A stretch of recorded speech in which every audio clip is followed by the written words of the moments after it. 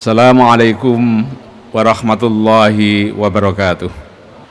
Alhamdulillahilladzi nasta'inuhu wa nastaghfiruh wa nu'minu bihi wa natawakkalu alaihi. Ashhadu an la ilaha illallah wahdahu la syarikalah wa ashhadu anna Muhammadan abduhu wa rasuluhu alladzi la nabiyya ba'dah. Allahumma salli ala Muhammad wa ala alihi wa ashabihi wa man tabi'ahudah, amma ba'd. Faya ayyuhal muslimun ittaqullaha haqqa tuqatih wa la tamutunna illa wa antum muslimun.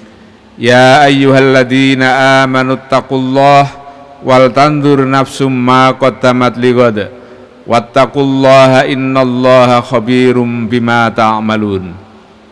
Jamaah yang berbahagia, marilah kita selalu bersyukur kehadirat Allah Subhanahu wa Ta'ala atas seluruh nikmat yang diberikan kepada kita semua, tidak terhingga nilainya, tidak terhitung jumlahnya, semuanya sangat berharga bagi kehidupan kita.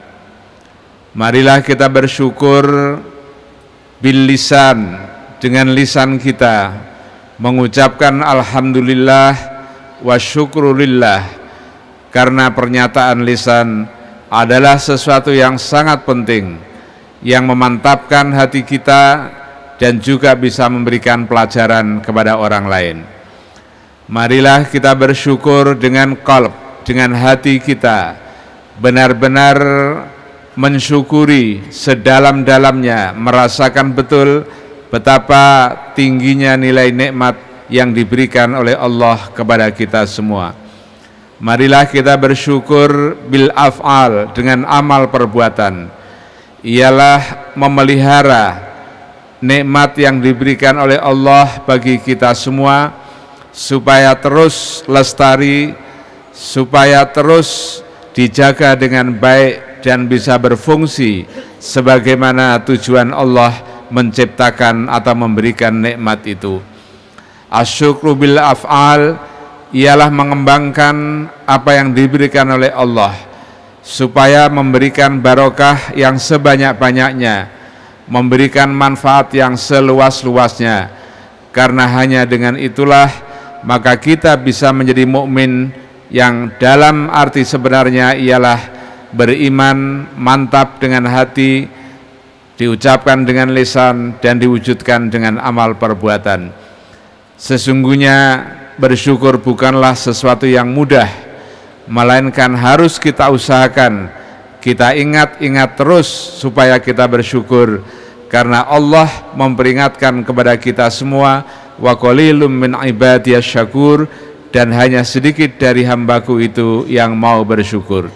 Mudah-mudahan kita semua termasuk ke dalam hamba yang seperti itu, sehingga mendapatkan tambahan nikmah, la in syakartum la azidannakum wa la in kafartum inna adzabi lasyadid. Jamaah yang berbahagia, ada sesuatu yang spesifik di dalam ajaran Islam, dan ini merupakan sentral dari kehidupan umat Islam, ialah yang dikenal dengan at-tauhid, mengesahkan Allah Subhanahu wa Ta'ala, tidak ada Tuhan selain Allah. Tetapi tauhid juga bisa bermakna menyatunya kehidupan manusia muslim ini, ialah kita tidak memisahkan antara kehidupan duniawi dan kehidupan ukhrawi.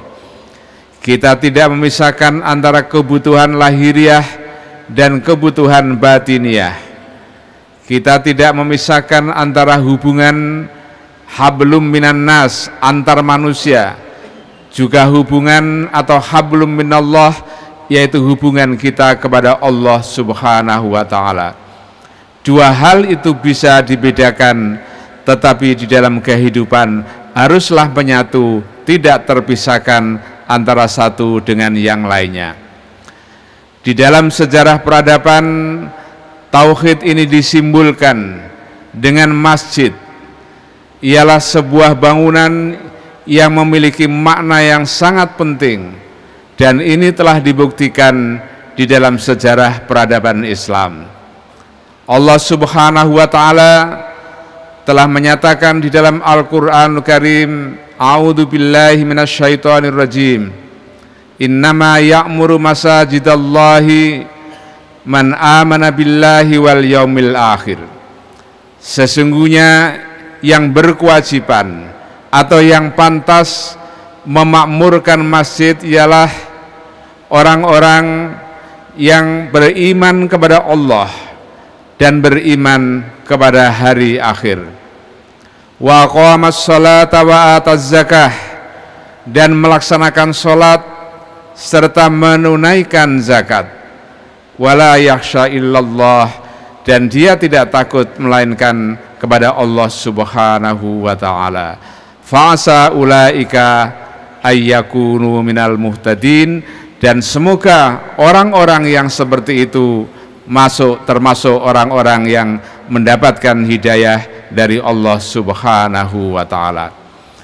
Oleh karena itulah maka wajib hukumnya bagi setiap muslim untuk mengikatkan diri dengan masjid, karena inilah lambang tauhid dalam arti yang sesungguhnya dan telah dibuktikan di dalam sejarah peradaban Islam masa lalu.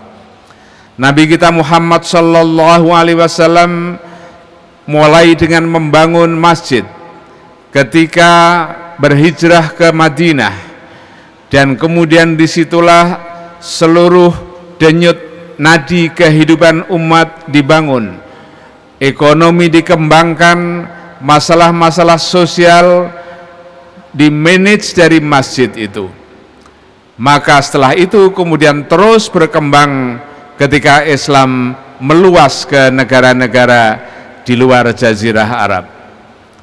Dan dari sanalah muncul ilmuwan-ilmuwan muslim yang mengembangkan berbagai macam pemikiran yang bersumber dari Al-Quran dan Sunnah.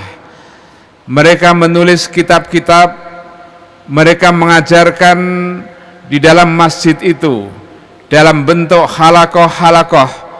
Orang berkumpul di sekitar seorang ustadz atau seorang guru, dan mereka mempelajari Al-Quran dan Sunnah Rasulullah Sallallahu Alaihi Wasallam. Mereka juga mempelajari ilmu-ilmu sastra, ilmu-ilmu gramatika atau nahwu dan lain sebagainya. Maka masjid memiliki fungsi yang sangat luas.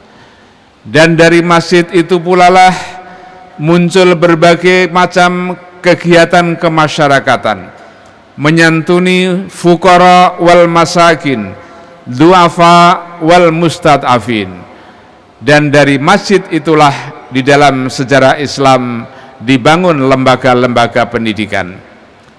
Kalau zaman sekarang mungkin masjid dikalahkan oleh lembaga pendidikan, dalam arti lembaga pendidikan punya masjid, padahal pada zaman dulu ialah masjid punya lembaga pendidikan.